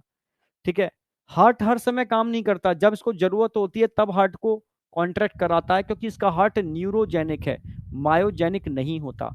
हमारा हार्ट मायोजेनिक होता है, सेल्फ कॉन्ट्रैक्शन एबिलिटी रखता है। अब बताओ यहां तक समझ में आया नहीं आया?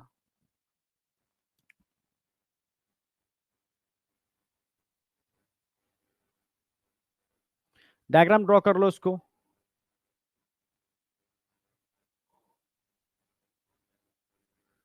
यहां तक बताओ, लास्ट है, इतना ही कराऊंगा मैं आज।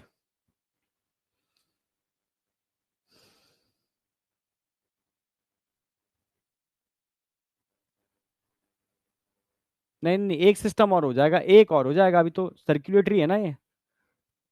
देखो सिंपल सी बात है यार, तुम अपने से कंपैरिजन करो ना। भाई हमारा सर्कुलेटरी सिस्टम तीन चीजों के मिलने से बनता है, तो ये भी हार्ट, ब्लड और ब्लड साइनस हीमोसील की मिलने से बनेगा। हार्ट ट्यूबुलर है, अभी देख रहा था ट्यूबुलर था या नहीं था? पूरा ट्यूब ट्यूब शेप में हार्ट है इसका, पूरा ट्यूब शेप में ट्यूबुलर हार्ट है।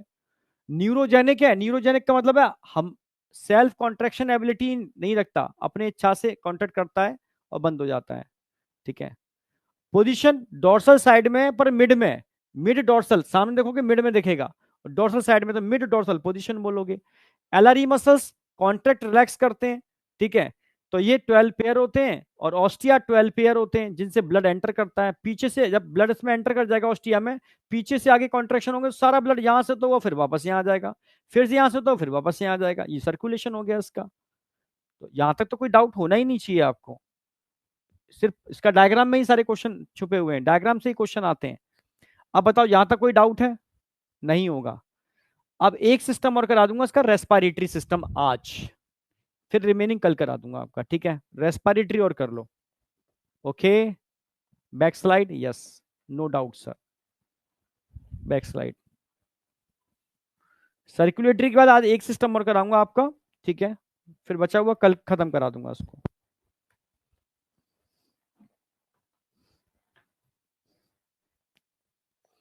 कल क्या है? फ्राइडे। अच्छा, सैटरडे को खत्म होगा फिर तो ये।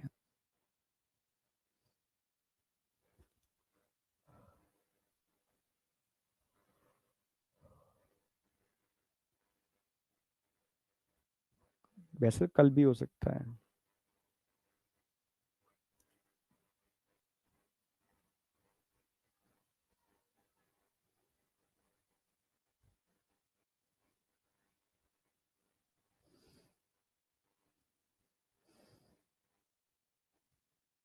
चलो हो गया ना। अब आ जाओ रेस्पिरेटरी सिस्टम। तो रेस्पिरेटरी सिस्टम ध्यान रखना है। तुम्हें याद हो कॉकरोच के अंदर क्या था, रेस्पिरेशन कैसे होता है? नेटवर्क ऑफ टिब्यूल होता है कॉकरोच में, नेटवर्क ऑफ टिब्यूल। इन सब की ओपनिंग कहां होती है? बाहर। ये टिब्यूल्स आते हैं अंदर आकर के ब्रांच बनाते हैं, टिब्यूल आते हैं अंदर आकर के ब्रांच बनाते हैं, ब्रांच, और टिश्यू में जाके डायरेक्ट ऑक्सीजन और CO2 का डिफ्यूजन करते हैं। नेटवर्क ऑफ टिब्यूल होता है कॉकरोच के अंदर, नेटवर्क ऑफ टिब्यूल। इसको ट्रैकियल रेस्पिरेशन बोलते हैं, ट्रैकियल रेस्पिरेशन। अब मैं समझा रहा हूं कॉकरोच में।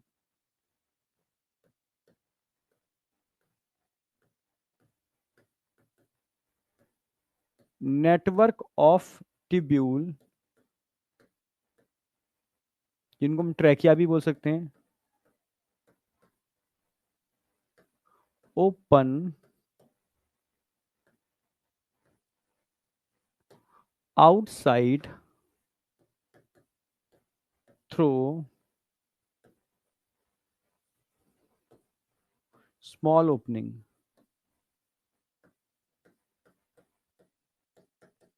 इसको हम क्या बोलते हैं? इसी को हम बोलते हैं, स्मॉल ओपनिंग को, स्पाइरिकल्स।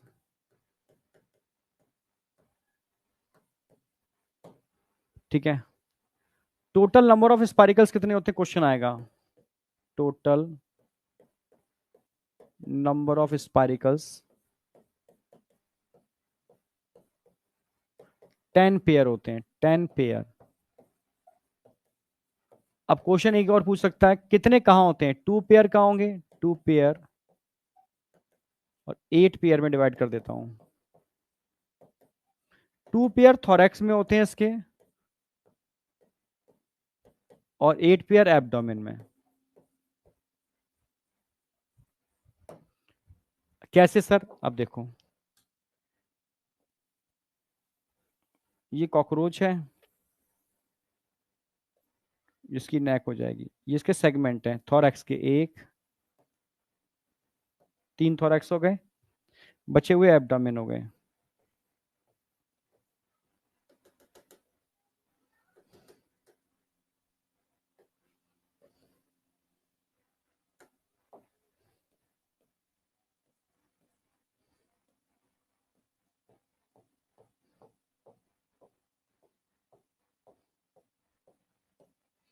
पूरी बॉडी सेगमेंटेड होती है, ठीक है। तो इसकी थोरैक्स में अगर मैं बात करूं तो इस तरीके से ओपनिंग होगी, ये ओपनिंग होती है, ये एक चैम्बर में खुलती है, चैम्बर एक ट्रैकिया बनाता है, ट्रैकिया आगे जाकर के छोटी छोटी ब्रांचों में टूट जाती है, इसको ट्रैकियोल बोलते हैं। ये ओपनिंग होगी, चैम्बर में खुलेगी,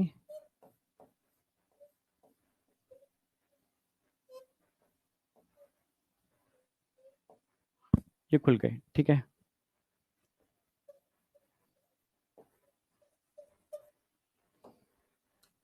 यहां से एयर आएगी, यहां से एयर जाएगी, यहां से एयर आएगी, यहां से एयर जाएगी, ठीक है। एयर के इन एंड आउट के लिए ये ओपनिंग्स होती हैं, इनको बोलते हैं ट्रैकियल, ठीक है। और ओपनिंग कहां खुलती है? लेटरल साइड पर, इसको बोलते हैं स्पारिकल्स।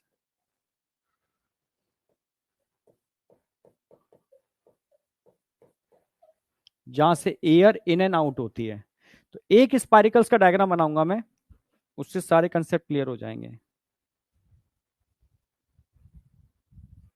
जैसे सिंगल स्पारिकल्स को दिखा रहा हूं,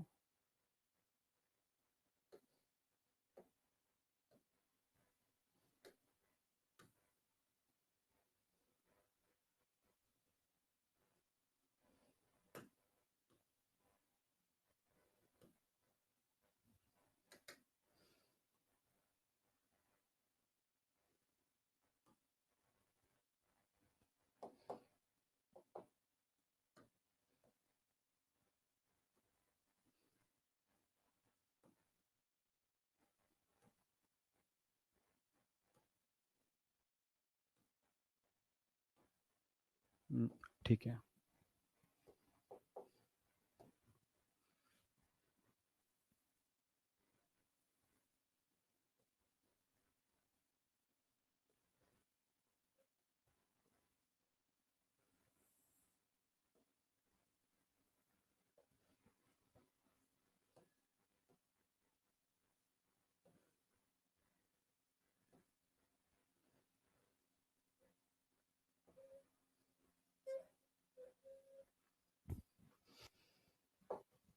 किस प्लेट पर लगे होते हैं स्पाइरिकल्स? प्लूरॉन। लेटरल साइड में क्या होती है? प्लूरॉन, प्लूरॉन के ऊपर लगे होते हैं। ये क्या है? स्पाइरिकल्स। यहां से एयर इन और आउट हो रही है स्पाइरिकल से,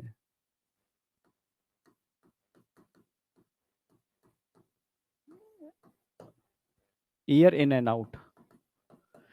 बेटा टॉपिक की गलती नहीं है, गलती है समय की। ये समय जो तुम्हारा है ना, 1 बजे वाला समय, 1 से 2, ये इतना खतरनाक समय होता है, और आपको इसी समय पर नियंत्रण करना है, जिसमें नींद बहुत आएगी, आलस बहुत आएगा, सिंपल टॉपिक भी आपको टिपिकल लगेगा, तभी एग्जाम सारे के सारे इस टाइम में रखे जाते हैं। जैसे दो बच्चे हैं, ठीक है, दोनों को टॉपिक बराबर का आता है, ठीक है, हाँ नींद आएगी इस समय, बिल्कुल आएगी, ठीक है। तो इसी समय पर पढ़ाई की सबसे ज्यादा आपको प्रैक्टिस करनी होगी, क्योंकि यही समय पर आपने जीत लिए तो जीत गए, नहीं तो दोनों बच्चे अगर बराबर का नॉलेज रखते हैं और एक को सिर्फ समय पर कंट्रोल है, दोपहर वाले समय पर, तो वो जीत जाएगा, आगे निकल जाएगा, बाद बाकी का पीछे रह जाएगा। समझ रहे हो? तो ये प्रैक्टिस करने पड़ेगी आपको इस दोपहर वाले टाइम के अंदर क्वेश्चन प्रैक्टिस करने की, ठीक है, तगड़ी वाली। और समय, मौसम चेंज हो रहा है, यहां पर नींद बहुत आएगी इस मौसम के अंदर, इस टाइम के अंदर।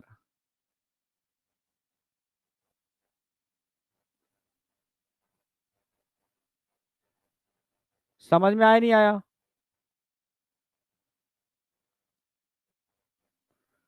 चलो, तो सीधी सी बात है, अब यहां बात करेंगे, ये ट्रैकिया है, ट्रैकिया, ये ट्रैकिया, और ट्रैकिया कहां खुल रही है? ट्रैकियोल, ट्रैकियोल। और ट्रैकियोल कहां खोलते हैं? टिश्यू। ये सब टिश्यू है, ये टिश्यू है, ये टिश्यू है, टिश्यू में। ये टिश्यू के अंदर, ट्रैक्यूल कहाँ खुल रहा है, टिश्यू। और यहां से क्या हो रहा है, diffusion, diffusion of air, oxygen diffuse होकर कहां जा रही है, बाहर। CO2 डिफ्यूज होकर कहां जाएगी, अंदर। ऑक्सीजन डिफ्यूज होकर कहां जाएगी, बाहर। CO2 डिफ्यूज होकर कहां जाएगी, अंदर। ये सब क्या है, टिश्यू। टिश्यू से कंटिन्यू ऑक्सीजन और CO2 का डिफ्यूजन चल रहा है, एयर आ रही है और जा रही है स्पाइरिकल से। ठीक है, ये ट्रैकिया हो गई, ये ट्रैक्यूल्स हो गए,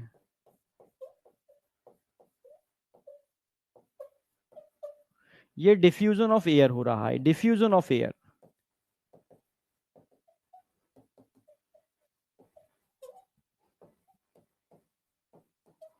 अब बताओ, ये सिंपल डायग्राम आ गया आपका ट्रैकियर का, टेक सिंगल ट्यूब का।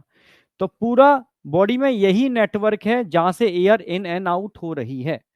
समझ रहे हो, जिन लोगों ने डायग्राम बना लिया हो तो ठीक है। Network of tubule trachea open outside through a small opening, इनको क्या बोलते हैं, spiracles, spiracles. Total 10 pair spiracles होते हैं, 2 पेयर कहाँ होते हैं, थोरैक्स में, 8 पेयर क्या होते हैं, एब्डोमेन में। ये क्वेश्चन आएगा। एक डायग्राम बना के दिखा दिया स्पाइरिकल्स का पोजीशन किस तरीके से होता है। अब यहां मैंने प्रॉपर पूरा स्पाइरिकल्स बना के दिखाया है कि उसमें इस तरीके से ट्रैकिया और ट्रैक्यूल्स का नेटवर्क होता है। ठीक है, अब इसको आप ड्रॉ कर लो अच्छे से,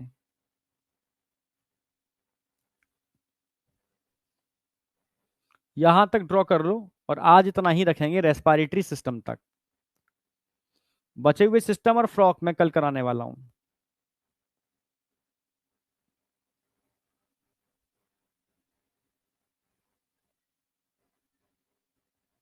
यस, बचे हुए सिस्टम फ्रॉक कल कराऊंगा। कुछ क्वेश्चन मैंने डाल दिए हैं इसके अंदर, आप कह रहे थे इसलिए। एक्सक्रीटरी, नर्वस और रिप्रोडक्टिव हो जाएगा। ठीक है, कुछ क्वेश्चंस हैं, होमवर्क में दे रहा हूं। ऑल आर एनसीईआरटी बूस्टर, जो एनसीईआरटी को एकदम बड़ी तरीके से बूस्ट कर देंगे आपका। माउथ पार्ट मैंने करा दिए हैं, हाँ, 4 विंग्स, हाइंड विंग्स मैंने करा दिए हैं। ठीक है, ओके। चलो, इस डायग्राम को ड्रॉ कर लो और आज यहीं पर ही एंड करेंगे। ठीक है, यस, आज यहां पर एंड कर देंगे जिससे कि कल आप, यस बेटा, इस वीक चैप्टर फिनिश हो जाएगा, कल ही चैप्टर फिनिश हो जाएगा लगभग।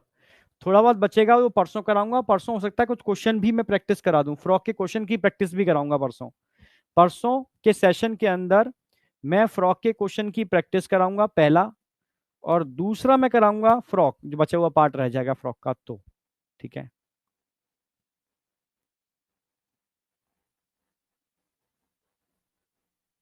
ओके। 12th दिवाली के जस्ट बाद शुरू कर देंगे। दिवाली के बाद आपका 12th चालू हो जाएगा, दिवाली की छुट्टियों, 2-3 दिन की छुट्टी जो भी मिलेंगी, उसके बाद आपका 12th चालू होगा। ठीक है, ह्यूमन रिप्रोडक्शन। दिवाली से पहले पहले मैं 11th कंप्लीट करा दूंगा। ठीक है, यस, जिससे कि जैन लास्ट, वैसे टाइम तो मिड फेब तक दे रखा है। ठीक है, हम लोगों ने जो डेडलाइन बनाई है मिड फेब, पर कोशिश करेंगे हम जैन लास्ट या मिड फेब, हार्डली 10 या 12 फरवरी। वैसे मैं तो सोचे बैठा हूं कि जनवरी में ही खत्म कर दूंगा कोर्स, जिससे कि रिवीजन और क्वेश्चन प्रैक्टिस करा पाऊँ आपको अच्छे से। ठीक है, ओके। चलो, तो थैंक यू, क्वेश्चन करके लेके आने हैं आपको होमवर्क के अंदर। थैंक यू, कल मिलते हैं सेम टाइम। ठीक है, ओके, बाय बेटा। छठ पूजा की छुट्टी बहुत ज्यादा नहीं होगी, दिवाली की भी बहुत ज्यादा नहीं होगी। ठीक है, ओके। ये सब अनफेवरेबल कंडीशंस हैं छुट्टियों वाली, तो इसके अंदर आप पढ़ाई कर लोगे, बैकलॉग कवर कर लोगे तो बहुत बढ़िया है। छुट्टी बनाओगे तो गड़बड़ हो जाएगा। तो बेटा bye bye bye bye bye bye.